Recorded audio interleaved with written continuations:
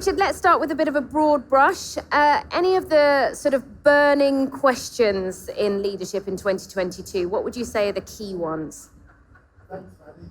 Well, of course, leadership is all around us at the moment. It's such a large topic in society, in politics, and in business. And there are so many different angles and different comments and views around leadership.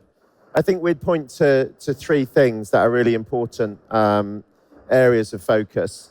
The first thing, which is a major challenge organisations face, is the selection and appointment of leaders.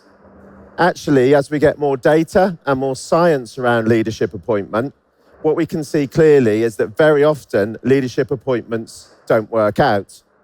To be more precise, only 50 to 60% of times are leadership appointments successful. That's barely better than a coin flip. And that's clearly going to be a major issue for the coming years for us to work with. Annukka, what would you add to that? Well, exactly. As Richard said, science is kind of supporting us that the leadership developments, leadership selections is actually highly crucial. And I think in today's society, when the pace of tempo is increasing in various industries, it's becoming more crucial, more demanding, more challenging, and also more costly if done wrong. Our previous guest mentioned the Great Resignation. A lot of people chatting about this. Also, this phenomenon of quiet quitting, people just doing the bare minimum and staying in their jobs until they can figure out what to do next.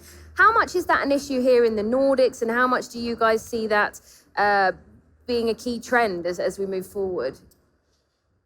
Yeah, I mean, these days we like to give everything a name, so it can have a Twitter handle or something. I mean, what's really going on, as far as we can see with the Great Resignation, is probably closer to a great reshuffle or a great realignment. If you look at the US labour market to start with, where the phrase was most often used, it's true to say there have been a large amount of people leaving the workforce. But if you look underneath the stereotypical description, what you'll actually see is that certain industries are not affected at all. So the professional service industry in the US, that is not experiencing a great resignation, but others are. So it's actually different depending on which industry you're in. And so if you come to the Nordics and into Europe, data tells us that 50% of us are considering changing roles. But I think from a psychology perspective, given what we've all just been through, that's hardly a surprise. No. And researchers will find what they look for in that sense. So I would say to organisations and to leaders, it's very much about your business. Worry perhaps less about the sort of these macro trends. How attractive are you as an organisation? What's your unique offer to your people? How engaged and committed do they feel to what you're doing and the work that your company's doing? And Annukka, how is it best to measure that?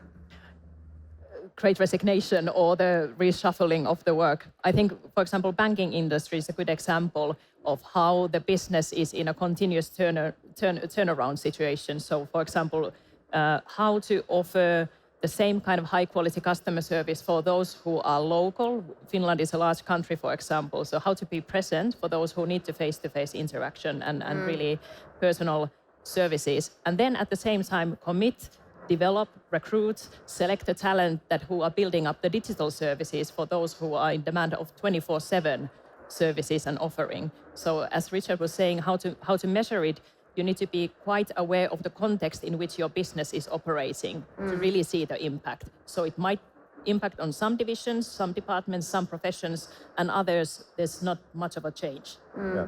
We're getting a few questions in from the audience, which is great. This one has come in from Jovin on Slido. This question is, why is data and science on top leadership appointments still not credible? I don't know if you'd agree with that. You've talked quite a bit about data, but Annukka, what's your response to Jovin? Probably not answering is it credible or not, but one thing that we have been investigating is how to measure the success of a leader appointment. Yeah. What is the right kind of criteria you should be using? Are you measuring various competencies around their strategic capabilities or team leadership approach? But is it actually the fact that you should know if the person who is appointed, who is leading the company, are they bringing the results? Are they meeting the requirements and preferably exceeding the requirements? And is that simplistic, or is it enough? So Yeah. that's maybe something around the data, that how do you measure, what are the outputs, outcomes that you are Yeah, I think the truth is there's a lot of pseudoscience around. There's a lot of things that get presented as such. But actually, if we look at what we're really trying to do, we're trying to, as your previous speaker said, it's people that do things. It's all about people. Yeah. And the leaders are the people that can help them be more successful or less successful. And they don't work in some kind of generalized data pool. They work in a real life with real other people. And so applying sort of general data to specific individual cases, I think we're kind of through that now in the next decade. We realize that that's not really going to help us. And that inevitably is going to take us to more precisely tailored, more specific and more fact-based decisions about individual leaders in their individual context.